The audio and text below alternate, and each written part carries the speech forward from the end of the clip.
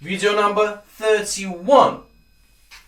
How to play the minor scale. You should use the same fingers that you use for the major scale, but remember that it should be lower third, lower sixth, and lower seventh. Yeah, that's it.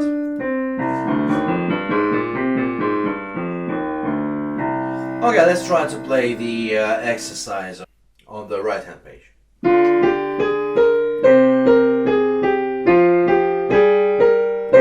Yeah, that's how it sounds. Or if you will be playing the scale, and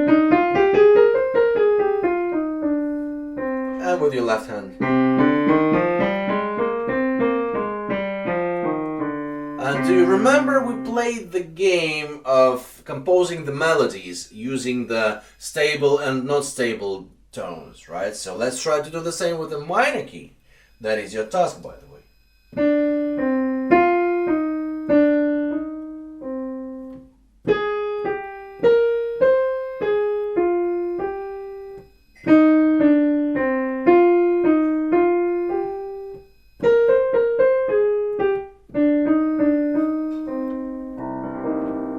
That's how the melodies are composed.